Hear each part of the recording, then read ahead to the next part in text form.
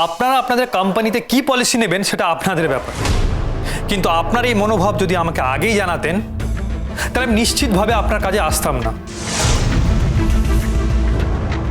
কারণ আপনারা একটা ডান্সের প্রোগ্রাম করছেন, আর সেই প্রোগ্রামে যদি একটা নৃত্যশিল্পীকে এইটুকু সাপোর্ট না করতে পারি তাহলে সেটার মানে কি? আর এটা তো কোনো মানে নেই যে চা বানাবে সে নাচ করতে পারবে না। যে চা বানায় সে যদি নিচে নাচ দিয়ে ভারতবর্ষের বুকে প্রত্যেকটা মানুষের মুখে হাসি ফোটাতে পারে তাহলে সেটা তো আপনাদের ক্রেডিট। আর রোশন সেটা করেছে। আর এখানে তো এমন কোনো শর্ত লেখা ছিল না যেখানে যে চা বানাবে সে নাচ করতে পারবে না, ট্যালেন্ট থাকা সত্ত্বেও। আর আপনার মনোভাব যদি এরকমই ছিল তাহলে কন্ট্রাক্টে লিখতেন আগে। আর দেখুন ম্যাম, আপনাদের ঠিক করা 3 জন বিচারকের সামনে পারফর্ম করেই কিন্তু অডিশনে পাস করেছে। এই বিচারকদের বিচারেরও আপনাদের কাছে কোনো মূল্য নেই। না না, রোশনাই পারফর্ম করলে সেটার ক্ষেত্রে আমাদের কোনো আপত্তি নেই, কিন্তু ওকে আমরা যে কাজের জন্য নিয়েছিলাম তাহলে সেটা তো ছাড়তে হবে। ম্যাম, আজকের মতো আমাকে ক্ষমা করে দিন। দেখুন, আমি অডিশনে পাশ করে গেছি ঠিক আছে, কিন্তু আমি নেক্সট রাউন্ডে আর কমপ্লিট করব না। কিন্তু কিন্তু এই কাজটা প্লিজ আপনারা ছাড়াবেন না। আমি আর আসবো না। আমি বলছি তো, আমি কথা দিচ্ছি আপনাদের। দেখো, এখন তো কথা দিয়ে আর লাভ নেই, তুমি তো অলরেডি এসেই গেছো। আর আসবো না ম্যাম, প্রমিস প্রমিস, আমি আর আসবো না। কিন্তু কিন্তু দয়া করে কাজটা থেকে আমাকে ছাড়িয়ে দেবেন না। আমার এই কাজটার খুব দরকার। প্লিজ, আপনাদের কাছে আমি হাত জোর করে বলছি, এই কাজটা আমার কাছ থেকে প্লিজ আপনারা কেড়ে নেবেন না। তোমার কাজটা যদি এতই দরকার ছিল তাহলে আগে ভাবা উচিত ছিল। এনিওয়ে, তুমি যখন বলছো তুমি আর এরকম কখনো করবে না, তাহলে তোমাকে আমরা অ্যালাউ করতে পারি। না,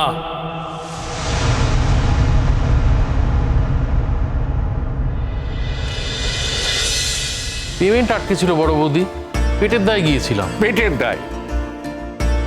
আমাদের তো তোমার মতো এরকম পেটের দায় কোনোদিন কিছু করতে হয়নি।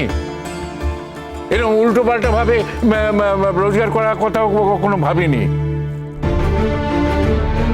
ছি ছি ছি ছি ছি ছি, বারিন্দের বাড়িতে গিয়ে যা সব কীর্তি করার তোমার শুনলাম, আমাদের মাথা হেঁট হয়ে গেল। আমাদের কথা একবার ভাবলি না তুমি? বাবা, রাগ করো না বাবা। তোমরা আমার জায়গায় নেই জানো তো, সেই জন্য আমার সমস্যাটা বুঝতে চাইছো না আমার। আচ্ছা, তোমার সমস্যাটা কি ছোট? তোমার কি ওকে ভালো লাগে না? ওকে পছন্দ নয়? ভীষণ রাগী। এইরকম রাগী মেয়ে তোমার জন্য দরকার, সেই জন্য তো ওকে ঠিক করেছিলাম। মেয়েটাকে সেটা বড় কথা নয় মা, বিয়ে বিষয়টাতেই আমার আপত্তি, সেটা আমি তোমাদের বোঝাতে পারছি না। আমি বিয়েটাই করতে চাই না। শোনো বড় বৌমা, অনেকদিন তো ঘর সংসার করা হলো, আর ভাল লাগছে না। আমি বাবলুকে বলবো এবারে আমি তীর্থে যাব। তোমার মা যদি যেতে চান আমার সঙ্গে যাবেন। আমারও আর ভালো লাগছে না এই সংসারে। দিন ঠিক করো, চলো আমরা দুজনে তীর্থে যাই। আমাকে ছাড়া তীর্থে যাবে কি করে? হাঁটা চলা তো করতে পারো না দুজনের কেউ। এর আগে যতবার তীর্থে গেছো আমি তো ধরে ধরে নিয়ে গেছি। হ্যাঁ, কাউকে লাগবে না। কি ভেবেছো আমাকে? হ্যাঁ, কি ভেবেছো আমি নড়বড়ে হয়ে গেছি? আমার সব শক্তি চলে গেছে? শোনো, আমার যদি যেতে হয় আমি তীর্থে যাবই, আর ওই গিয়ে একটা পার্টিকুলার জায়গাতে থাকবো, সেখানেই থেকে যাবো। আমি অন্য কোথাও যাবো না। কাউকে আমার দরকার নেই। ছোট, সব কিছু কিন্তু হচ্ছে তোমার জন্য। তুমি যদি মনটা ঠিক করে হ্যাঁ বলে দাও তাহলে এসব ঝামেলাই হয় না। মানে আমি যদি বলে দিই বিয়ে করবো, বাবা মা তীর্থে যাবে না? অদ্ভুত কথা বলছো। আচ্ছা বাবা মা, তোমরা কি ভুলে গেছো সারা জীবন ধরে এই বাড়িতে বড় বৌদিকে কত অপমান সহ্য করতে হয়েছে, কত লাঞ্ছনা সহ্য করতে হয়েছে? তার কারণ কি? বড়দা কম রোজগার করে বলে। আমার তো রোজগার বড়দার থেকেও কম। এবার আমার বিয়ে দিয়ে ঘরে মেয়ে আনবে, মাধবীলতা তো আবার চাকরি করে। এবারে বাড়িতে ওকেও লাঞ্ছনা গঞ্জনা সহ্য করতে হবে। বড় বৌদি যেটা সারা জীবন সহ্য করেছে, একটা চাকরি করা মেয়ে কোনোদিন সহ্য করবে না, বাড়ি ছেড়ে চলে যাবে। বোঝো সমস্যাটা? তাই বলি কি তুমি ঘর সংসার করবে না? তেমন হলে আলাদা হয়ে যাবে সব। না না বাবা, এভাবে বলবেন না। আমরা এতগুলো বছর একসঙ্গে রয়েছি, ভালো খারাপ মিশে রয়েছি, আলাদা হয়ে যাব?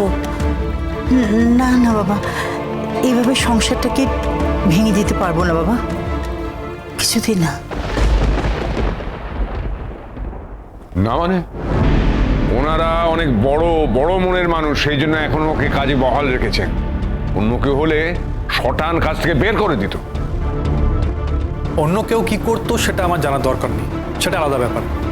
কিন্তু এখন এখানে যেটা হচ্ছে সেটাতে আমি সহমত নয়। রোশনাই, তুমি নিজের যোগ্যতায় অডিশনে পাস করেছো, এই অল্প টাকার জন্য এই সুযোগটা হাতছাড়া করো না। গুরুজি, আমি আপনাকে আগেও বলেছি এই কাজটা আমার খুব দরকার। তোমার ভয় পাওয়ার কোনো কারণ নেই। তুমি আমার অ্যাসিস্ট্যান্ট হয়ে থাকবে, আর এরা যে টাকাটা দিত সেটা আমি তোমাকে দেবো। গুরুজি, আপনি এসব কি বলছেন? আপনার অ্যাসিস্ট্যান্ট করে রাখবেন ওকে? হ্যাঁ, দরকার পড়লে তাই রাখবো বই কি। ও আমার কন্যা সম, আর ভারতবর্ষের পরম্পরায় ছাত্রছাত্রী গুরুর সন্তান সম।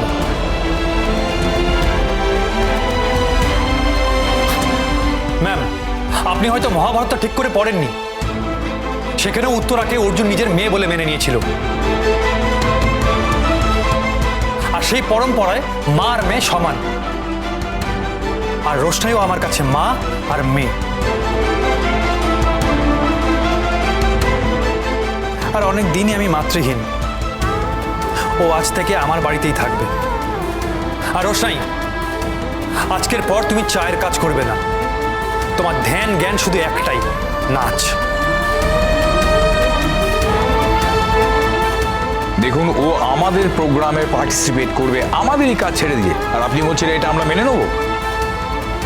স্যার, প্রোগ্রাম আপনাদের নয়, চ্যানেলের। এই প্রোগ্রামের বিনিময়ে আপনি একটা টাকা নেবেন, প্রোগ্রামটা তৈরি করে আপনার চ্যানেলকে বিক্রি করে দেবেন। আর সেখানে আপনার এই ওনারশিপ কি করে আসে যে একটা মেয়েকে আমি নিজের বাড়িতে রাখছি বলে আপনি ওকে পারফর্ম করতে দেবেন না? শুনুন, এতক্ষণ আমি সব অপমান হজম করেছি, কিন্তু এরপর আর একটা অপমান আমি হজম করব না। আমাদেরও একটা অ্যাসোসিয়েশন আছে, এখানে যত কোরিওগ্রাফার আছে, যত ডান্সার্স আছে, আমাদের ইন্ডাস্ট্রির যতজন আছে, আমি সবাইকে গিয়ে জানাবো যে একটা মেয়ে এখানে চাকরি ছেড়ে দেবে বলেছে বলে সে অডিশনে সিলেক্ট হওয়ার পরও আপনারা তাকে বাদ দিতে চাইছেন। আর এটা আমি প্রেস মিডিয়াকেও জানাবো। তারপর তারপর আপনার ইমেজটা কি হবে? আপনার হাউস ঠিক করে চলবে তো? আলাদা হওয়ার কথা আমি জীবনে ভাবতেও পারি না। আমি কেন আলাদা হতে যাব? আমি সারা জীবন বাবা মা দাদা বৌদি সবাইকে নিয়ে, ভাইপো ভাইজিদের নিয়ে আনন্দে এই বাড়িতে থাকবো। যদি কাউকে আলাদা হতে হয়, ও আলাদা হবে, আমি হব না। তুমি বিয়েতে রাজি হয়ে যাও ছোট, আমরা তোমার ভালোই চাই।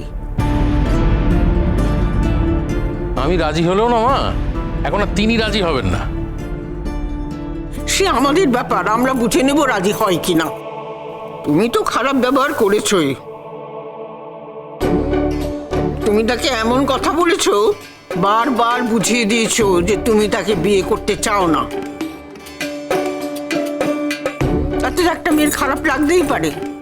এখন একবার তার কাছে গিয়ে সরি চেয়ে নাও, তাহলেই ঠিক হয়ে যাবে। হ্যাঁ, মাধবী খুব মানি মেয়ে।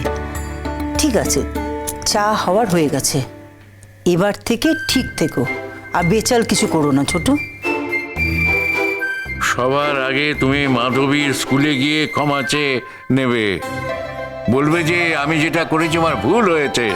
বুঝতে পেরেছো? মনে থাকবে তো? হ্যাঁ বাবা, মনে থাকবে। रोशनाई।